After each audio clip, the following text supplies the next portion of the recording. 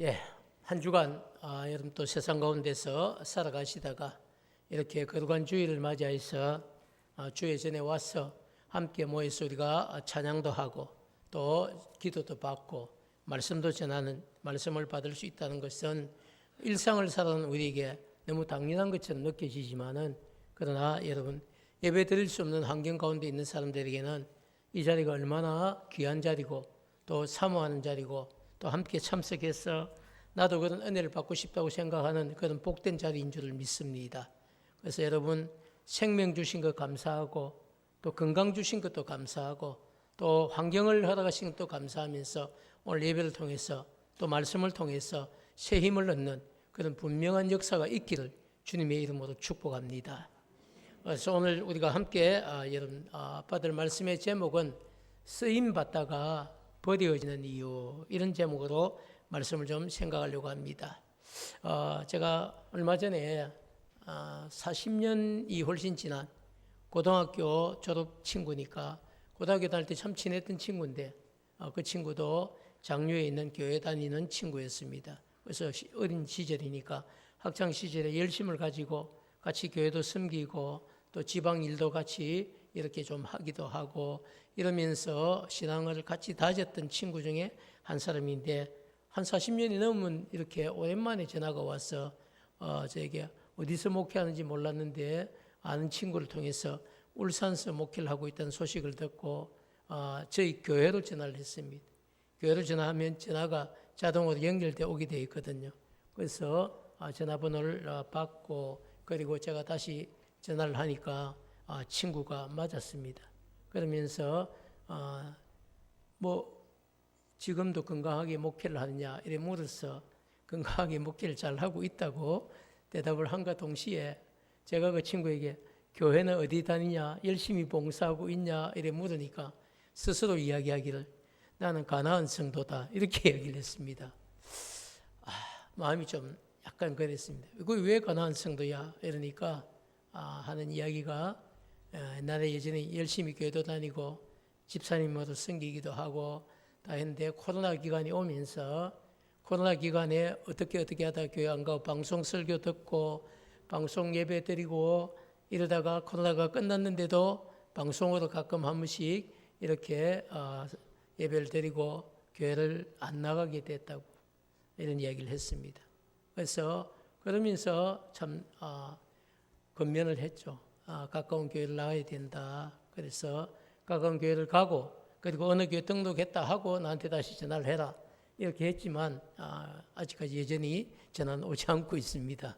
그래서 왜 여러분 신앙인들이 이렇게 교회를 열심히 다니고 또 한때는 열심히 일을 하고 수고를 하고 봉사를 하고 이렇게 좋은 추억을 가지고 있다가 어느 한순간에 여러분 교회를 떠나서 참 이렇게 안타까운 삶을 살까 그러면서 하는 이야기가 자기는 은혜라는 찬양을 아냐 저게 묻었습니다. 너무 잘 알죠, 그죠? 은혜라는 찬양이 자기 인생의 고백하고 똑같다는 겁니다.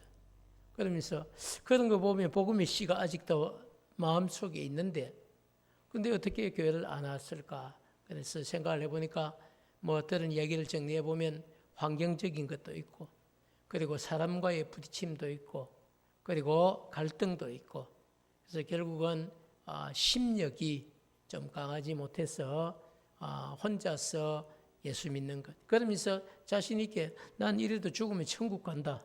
그건 확실하다. 라고 또 저에게 마치 목사님에게 가르치는 것 같이 그런 여러분 나는 이래 있지만 가나안 성도지만 천국은 분명히 간다. 이런 확신, 너무 확신이 있어서 그건 또 좀 별로 기분이 좋지는 않았습니다. 신앙생활을 열심히 하면서 확신 있는 건 좋은데 신앙생활을 열심히 하지 않고 가나안 성도로 가면서 지금 죽어도 구원은 받고 천국 간다고 하니까 누가 가르쳤는지 잘 가르쳐놨는데 왜 저렇게 교회를 안 가고 있을까 그런 안타까움이 좀 있었습니다. 그러면서 성경을 읽다가 묵상하다가 우리가 역시 사울왕 역시도 한때 정말 귀하게 여러분 쓰임을 받습니다. 그렇지만 오늘 본문을 보니까 그렇게 쓰임을 받았지만 버려지는 하나님께서 내가 너를 왕을 세운 것을 후회한다고 하실 정도로 버려지는 이런 안타까운 사연들이 성경 안에도 있는 것을 보고 좀 부담스럽지만 그래도 이런 말씀들을 한 번쯤은 준비해서 같이 나누는 것이 좋겠다 이런 생각을 했습니다. 그래서 오늘 설교 제목이 쓰임을 받다가 여러분 버려지는 이유 이런 제목으로 말씀을 좀 생각하려고 합니다. 사울은 여러분 아시다시피 그죠? 제가 2, 3주 전에 사울왕에 대해서 사울은 정말 좋은 왕제였고 그리고 정말 왕이 되기 전까지 정말 겸손한 사람이었고 왕이 된 이후에도 한동안 정말 귀하게 쓰임을 받았거든요. 그래서 그렇게 하나님이 직접 거기 가서 만나서 기름을 붓고 왕을 세우라고 직접 하나님이 말씀하셨던 사람이 누굽니까? 그게 사울 왕이에요. 근데 그렇게 여러분 하나님이 직접 세우신 그 왕을 하나님이 왜 내가 그를 왕 세운 것을 후회한다 라고 말씀을 하실까요? 사울은 여러분이 아시다시피 그죠? 하나님께서 사무엘 선지자를 통해서 선택하게 하셨고 기름을 붓고 통일왕국 이스라엘의 첫 번째 왕으로 세운 사람이었습니다. 왕으로 여러분 세워진 사울의 삶을 봐도요. 전쟁을 치게 됩니다. 왕으로 세워지자마자 바로 전쟁을 치죠. 전쟁에서 첫 번째 전쟁에서 승리를 합니다. 그리고 계속된 전쟁에서 승승장구를 하는 겁니다. 다윗만 전쟁에 능한 것이 아니고요. 사울도 전쟁에 엄청나게 능하고 하나님이 사울 왕과 함께하여 주셔서 가는 곳곳마다 전쟁에 승리를 했습니다.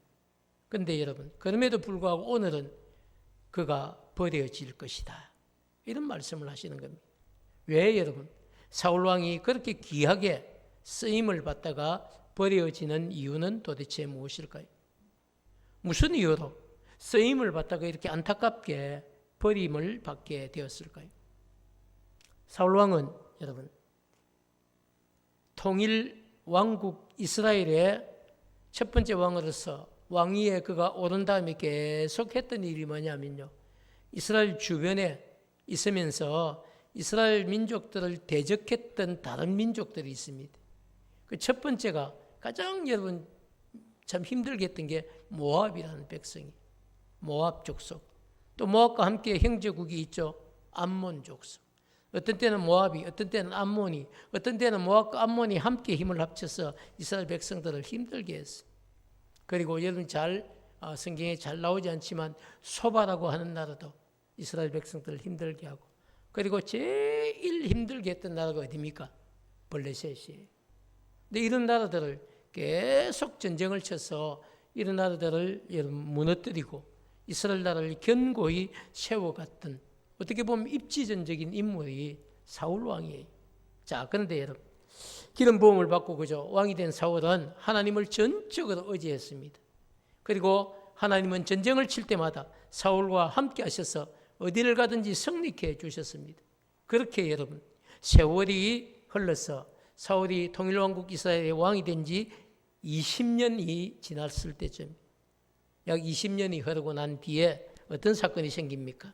오늘 그저 있는 사건이 생기는 거죠. 하나님은 사무엘 선지자를 사울 왕에게 보내면서 이스라엘 백성들이 출애굽해서 애굽에서 탈출해서 광야로 이렇게 들어왔을 때 계속 그 행진하는 뒤편에 서서 여러분 연약한 노약자들을 괴롭히고 가축을 훔쳐가고 이렇게 힘들게 했던 족속이 하나 있는데 그게 누구냐면 아말렉 족속입니다.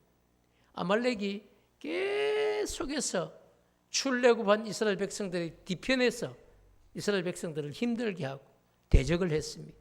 자, 그래서 하나님께서 이제 사울 왕에게 너 가서 아말렉을 완전히 진멸해라 이런 명령을 냅니다.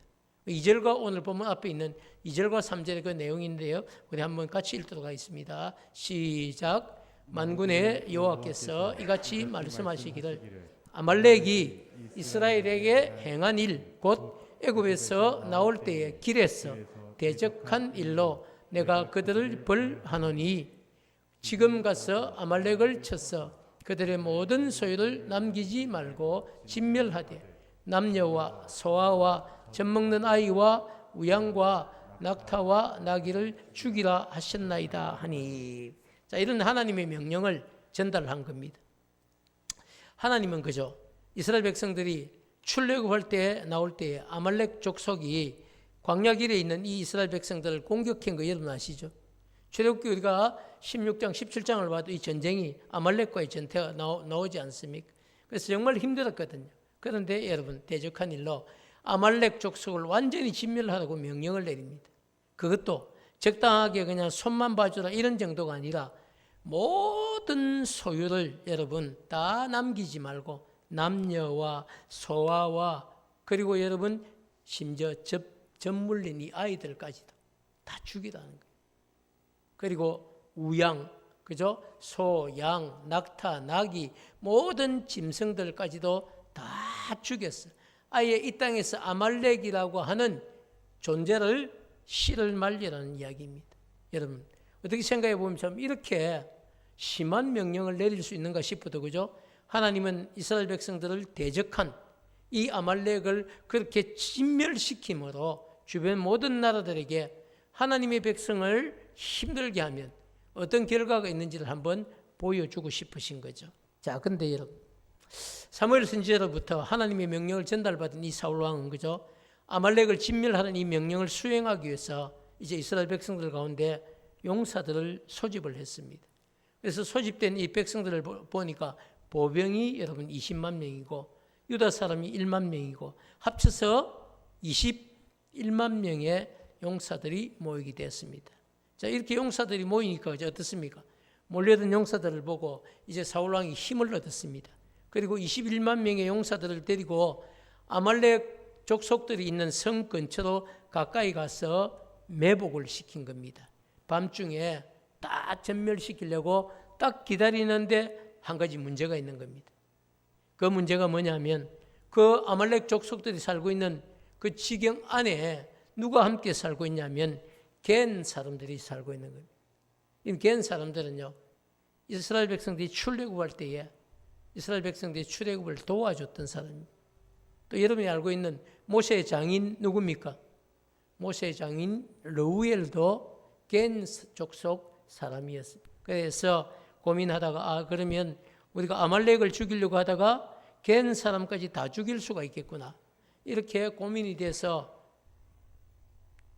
사울왕이 사람을 보내어서 겐 사람들에게 사람을 보내서 오늘 밤에 너희들이 피해 나가라. 피신해 나가면 너희들은 죽지 않고 살 것이고 너희들이 그 안에 그대로 있으면 같이 너희들이 진멸당할 것이라고 연락을 하죠. 겐 사람들이 조용히 사울왕이 보낸 사람들의 이야기를 듣고 그 무리에서 빠져나갔습니다. 이제 더 이상 여러분 공격 명령을 내리기에 지체할 이유, 머뭇거릴 이유가 없게 되었습니다. 그래서 모든 준비가 끝난 사울왕은 매복에 있던 21만 명의 용사들에게 아말렉을 진멸하라 이런 명령을 내리는 겁니다. 그래서 21만 명의 용사들은 그 시작이 여러분 하일라에서부터 공격을 시작해서 그들이 막 도망을 가겠죠. 도망간 게 여러분 애굽 앞에 있는 술이라고 하는 동네까지 도망을 가는데요. 그렇게 쫓아가면서 아말렉 사람을 공격하고 아말렉 사람을 죽입니다. 그리고 아말렉 사람의 왕이었던 이 아각 한 사람만 남기고 다 죽였습니다. 모든 백성을 여러분 심지어 어린아이, 소아뿐만 아니라 젖먹이까지 다 진멸시켰습니다. 그리고 여러분 그렇지만 전쟁에서 사로잡은 이 아말렉 왕 아각은요 그 자리에서 즉시 처형을 하지 않고 끌고 오는 겁니다. 그리고 이 아각이 가지고 있었던 모든 짐승 가운데 양과 소 가운데 정말 상품이죠. 좋은 여러분 짐승들은 죽이지 않고 남긴 거예요. 그리고 가치가 없고 하찮고 이렇게 크게 값이 안 되겠다 싶은 이런 가축들만 다 진멸했다는 겁니다. 자, 사랑하는 여러분, 이런 광경을 지켜보고 계신 분이 있었어요. 누구실까요? 하나님이시죠. 여러분, 우리가 말씀을 들으면서 이런 것들은 한번 잠깐 멈추고 생각을 해봐요. 이런 광경을 여러분 내가 명령한 대로 내가 지시한 대로 내 명령을 철저히 순종해서 그 명령을 잘 지키는가 지키지 않는가를 지켜보시는 하나님이 계실까요? 안 계실까요? 근데 우리는 그것을 잊어버릴 때가 있어요. 막 전쟁을 치고 사람들은 다 죽이고 왕 하나 남겨놓고 다 죽였어요. 그 짐승들도 다 죽였습니다. 그런데 실제 알짜배기 여러분 좋은 품종의 소와 양들은 어떻겠습니까? 죽이지 않았어요. 하나님은 반드시 다 그 짐승들까지도 어떻게 하라 했습니까? 진멸하라고 했거든요. 진멸하라는 것은요, 씨앗도 남기지 말고 다 멸하라는 겁니다. 그런데 여러분 남겼어요. 그 광경을 하나님이 주목하고 있었다는 겁니다. 여러분 우리가 때때로 신앙생활을 하면서 그죠? 우리 역시도 마찬가지. 하나님께서 우리에게 주신 직분들이 있죠. 또 봉사할 일들도 있습니다. 섬길 일들도 있습니다. 힘들지만 여러분 해야 될까요? 멈춰야 될까요? 한번 생각해 보자는. 왜냐하면 그런 나의 중심을 다 아시고 하나님이 지켜보고 계신다는 거예요. 저는 다른 얘기를 하는 것이 아니고 우리에게 어떤 명령을 내리시든지 간에 우리에게 어떤 말씀을 요구하시든지 간에 하나님이 그 말씀 앞에서 우리가 어떤 태도를 취하고 어떻게 신앙생활을 하는지를 하나님이 지켜보신다? 안 계신다? 지켜보신다는 겁니다. 이걸 잊으시면 안 돼요. 하나님은 여러분 모든 상황을 다 지켜보고 계시는 거예요. 그 지켜본 여러분 어떻게 알 수 있습니까? 11절 말씀 우리 한번 같이 읽어보면 좋겠어요. 11절입니다. 시작. 내가 사울을 왕으로 세운 것을 후회하노니 그가 돌이켜서 나를 따르지 아니하며 내 명령을 행하지 아니하였습니다 하신지라. 사무엘이 근심하여 온 밤을 여호와께 부르짖으니라. 자, 여러분 성경을 읽다가 그죠? 혹시 성경 안에 하나님이 후회하셨다 이런 단어들을 여러분 자주 본 적이 있습니까? 사람은 후회를 자주 해요. 근데 하나님은 후회하지 않으시죠. 그런데 유일하게 구약 성경에 그죠? 구약 성경에 유일하게 하나님께서 내가 사울을 왕으로 세운 것을 이야기하실 때 그 뒤에 무슨 단어가 들어갑니까? 후회한다고. 여러분 얼마나 심했으면 하나님이 당신이 결정하신 그 일을 후회한다고까지 표현을 하실까요? 사랑하는 여러분, 하나님은 사울 왕이 하나님을 따르지 않고 하나님의 명령에도 순종하지 않았다고 탄식을 하시면서요, 내가 사울을 왕 삼은 것을 후회한다고 분명하게 말씀을 하시는 거예요. 신약 성경에도 보면 후회라는 단어가 한 번 나오는데요, 하나님의 은사와 부르심에는 후회하심이 없느니라. 그 이야기를 할 때 후회하다. 후회한다는 뜻이 아니죠. 하나님의 은사, 부르심 다 구원과 관계. 하나님의 구원에는 어떤 경우에도 하나님의 구원에는 후회하심이 없다는 이야기를 강조할 때인 거예요. 오늘 이거는 후회한다는 것을 강조하고 있어요. 그래서 어떤 의미에서 하나님이 진짜로 후회하신다고 하신 어떻게 성경에 어떻게 보면 유일하게 하나님이 후회하신 그 대상이 누굽니까? 사울을 왕으로 삼은 것을 후회한다.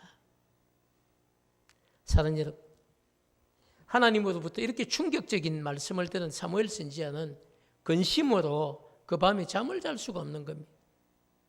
온 밤을 부르짖으면서 기도를 하죠. 그리고 그 다음날 아침에 일찍 일어나서 안 되겠다, 사울을 찾아가야 되겠다 싶어서 사울을 찾아 나섰습니다. 그런데 여러분 그 시간에 사울은 어디 있냐면요, 아말렉과의 이 전쟁에서 승리한 것을 기념하기 위해서 스스로 자기를 위하여서 갈멜에 가서 그곳에 성전 기념비를 탁 하나 세운 거예요. 그리고 난 뒤에 다시 자기의 처소가 있는 길갈로 내려가고 있었습니다.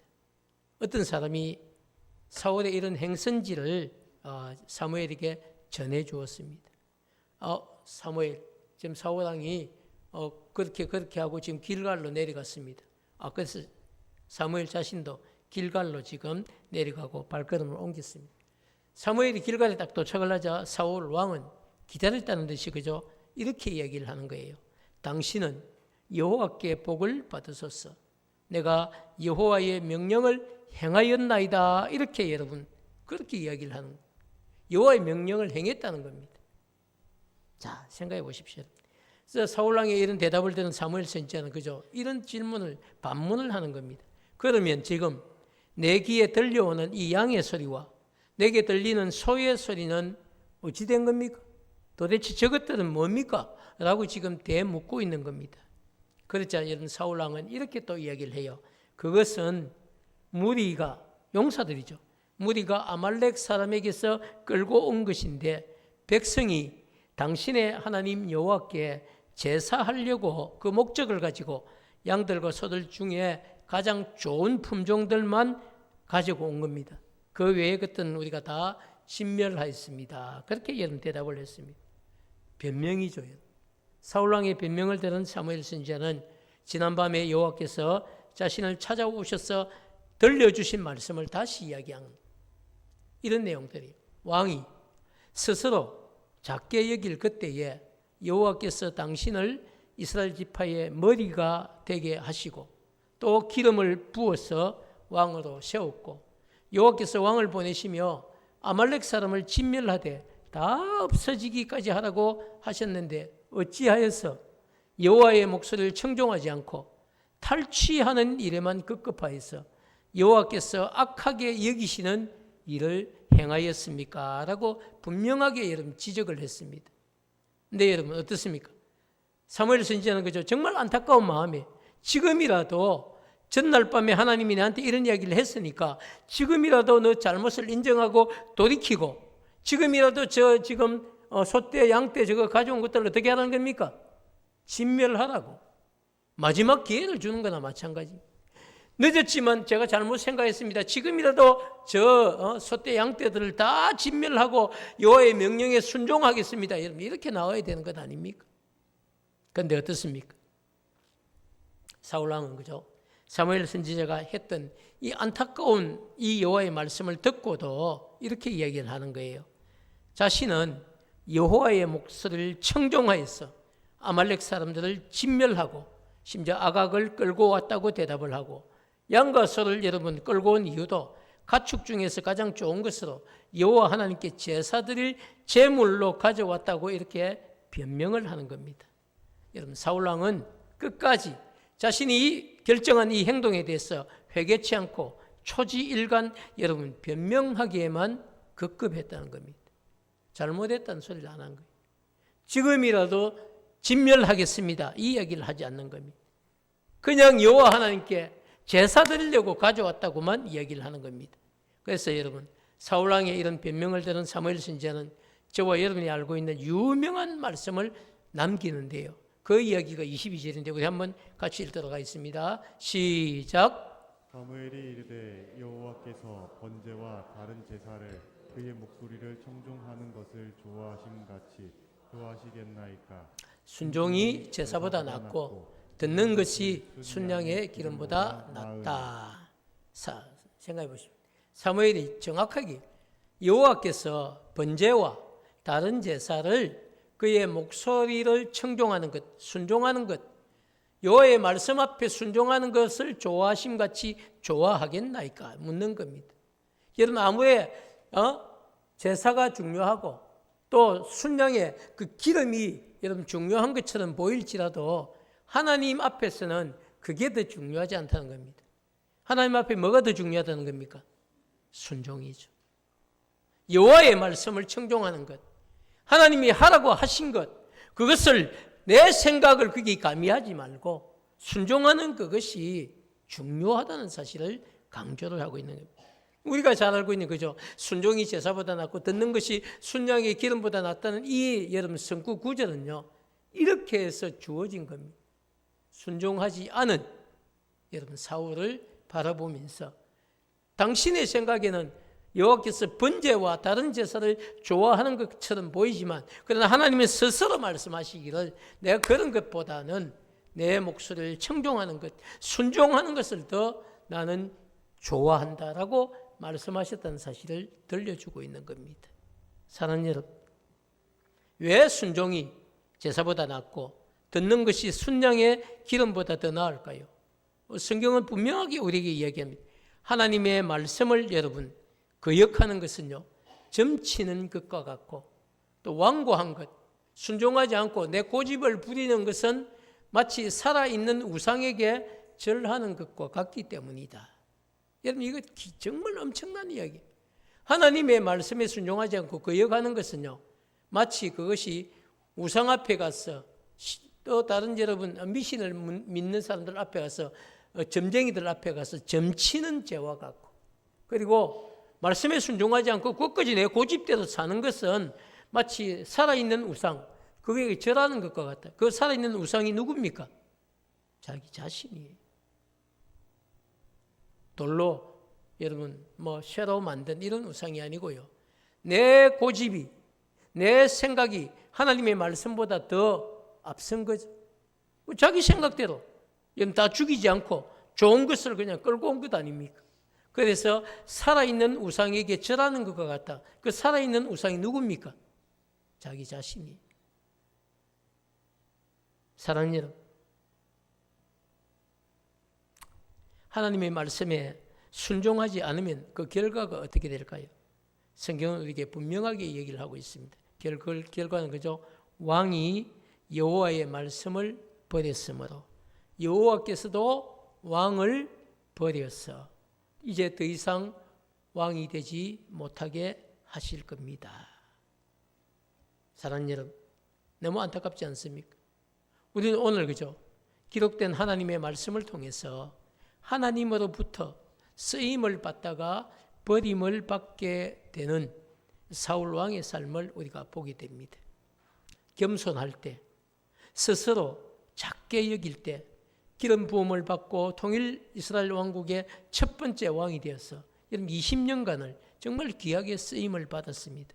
그러나 하나님의 말씀에 순종하지 않고 하나님의 말씀을 자신의 생각대로 변형시켜서 적당하게 순종하는 척 했을 때 어떤 결과가 오는지를 우리는 말씀을 통해서 오늘 잘 보게 됩니다. 사랑하는 여러분, 저는 이런 이야기를 한번 정리를 하고 싶어요. 사람들은 내가 하는 변명을 듣고도 여러분 잘 속아줍니다. 내가 무슨 이야기를 하면 그때 그것 때문에 잘못했어요 이러면 사람들은 어떻습니까? 속아줘요.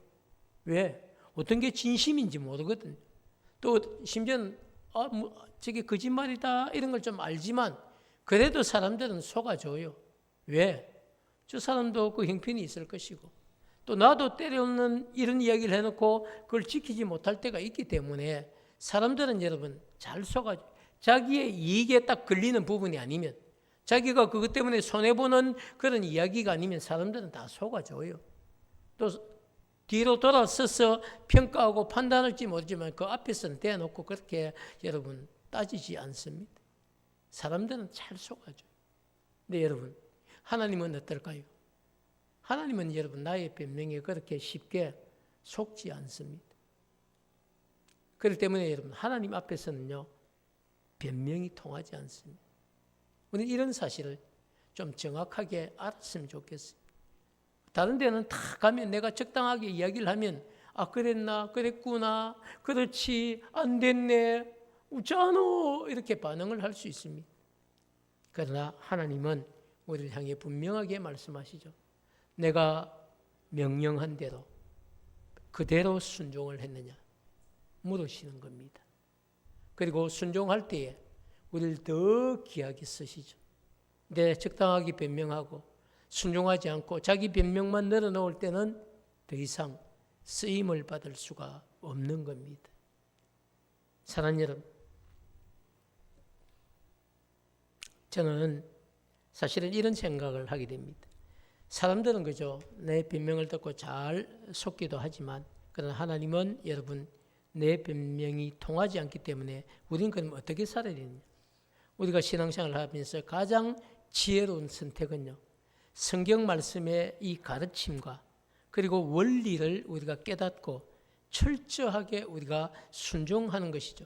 근데 그렇게 순종하면 손해보는 것 같고 바보같이 보이지만 여러분 그렇게 순종하다 보면 하나님이 주시는 분명한 복을 받게 된다는 것입니다. 그게 여러분 지혜로운 선택이죠. 그렇지만 우리는 때로 또 생각해 보면 우리는 완벽한 성도가 아니라 생각보다 우리가 너무 연약한 성도고 연약한 사람들입니다. 그렇기 때문에 혹시라도 순종하지 못한 일들이 생각나고 깨닫게 되면요, 그때는 즉시 철저히 그 자리에서 회개하면 하나님은 우리의 연약함을 아시고 또 다시 우리에게 은혜를 베풀어 주시는 하나님이라는 사실을 저는 꼭 이 시간에 말씀을 드리고 싶습니다. 사랑하는 여러분, 넘어졌을지라도 다시 돌이키면 되는 거예요. 한번 넘어진 걸 가지고 끝까지 고집하고 그것이 마치 진리인 것처럼, 그것이 순종인 것처럼 그렇게 대응을 하면 결국은 버림을 받게 된다는 사실입니다. 사랑하는 여러분, 신앙인 가운데 그죠? 어떤 성도가 가장 여러분 안타까운 성도일까요? 어떤 성도가 안타까운 성도 같습니다. 저는 말씀을 정리하면서 그런 생각을 해봤어요. 신앙 가운데 정말 여러분 안타까운 성도는요, 예수를 믿다가 낙심한 성도가 가장 안타까운 성도다. 설교를 시작하면서 제가 말씀드렸던 그 친구 40년이 넘는 세월에 여러분 지금도 자기는 가난한 성도라고, 지금 자기는 구원을 확신한다고. 좀 이상하지 않습니까? 정말 안타깝죠. 근데 그 다음에 안타까운 성도가 또 있습니다. 누굴까요? 하나님 앞에 그저 귀하게 한때 쓰임을 받다가 이제 하나님으로부터 버림받게 되는 여러분, 이런 성도들도 있다는 사실. 오늘 사울왕의 인생이거든요. 내가 너를 버린다는 겁니다. 내가 너를 왕으로 세운 것을 후회한다. 얼마나 하나님의 마음이 상했으면 후회라는 단어를 여러분 사용하실까요? 사울왕의 인생도 그저 처음에는 여러분 정말 귀하게 잘 쓰임을 받은 대표적인 왕이에요. 그렇지만 안타깝게도 시간이 지나면서 쓰임을 받다가 그가 버려지는 인생이 됩니다. 그래서 저는 우리 품원교에 속한 우리 성도들 정말 끝까지 하나님께 쓰임받는 그런 복된 성도, 귀한 성도가 되기를 축복합니다. 여러분, 많은 일을 해서 쓰임을 받는 것 아니에요. 내게 맡겨진 작은 일이지만 이걸 여러분 핑계치 않고 내 형편껏 최선을 다해 감당하면 그것이 쓰임을 받는 것입니다. 여러분, 내가 하고 싶은 봉사처가 있을 수도 있습니다. 그러나 그것이 내게 아니라도 여러분 작은 순종을 여러 번 하다 보면요, 나중에 내가 정말 감당하기 힘든 큰 순종도 오게 되는 거죠. 내 작은 순종을 순종하지 않으면요, 나에게 큰 순종은 올 수가 없습니다. 저는 여러분 목회를 어떻게 보면 오래 했는데요, 오래 하면서 이 30년 넘는 이런 목회자로서 살아보면서 정말 느끼는 것, 영적인 진리 하나가 있거든요. 그게 뭐냐면 우리가 작은 일이지만 여러분 감사한 마음에 최선을 다해 순종을 하다 보면요, 하나님이 그것을 순종할 수 있는 힘을 주시는 거예요. 순종할 수 있는 달란트를 주시는 겁니다. 그래서 자신의 달란트도 개발되게 되고 남들이 볼 때 점점점 우리 그 일의 전문가처럼 되어지고, 그리고 여러분 또 사람을 붙여주시기도 하고요. 그래서 하나님의 나라는 혼자가 아니라 함께 세워져 간다는 사실을 깨닫게 해주시는 거죠. 사랑하는 여러분, 끝까지 쓰임을 받는 성도가 되기를 축복합니다. 끝까지 쓰임받는 성도 되는 비결은 딱 한 가지입니다. 어떤 상황 가운데서도요, 하나님의 말씀 앞에 한결같이 임하는 겁니까? 순종하는 거예요. 순종이 여러분 정말 귀한 겁니다. 그래서 내일부터 시작되는 한 주간 말씀의 이 가르침을 마음에 딱 담고, 쓰임받기 위해서는 뭘 해야 된다? 순종을 해야 된다.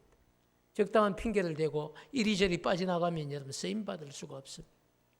맡겨진 일, 큰 일이든 작은 일이든 감사하는 마음에 겸손히 순종을 하다 보면요, 그 일을 통해서 주시는 은혜와 축복을 반드시 누릴 수 있습니다.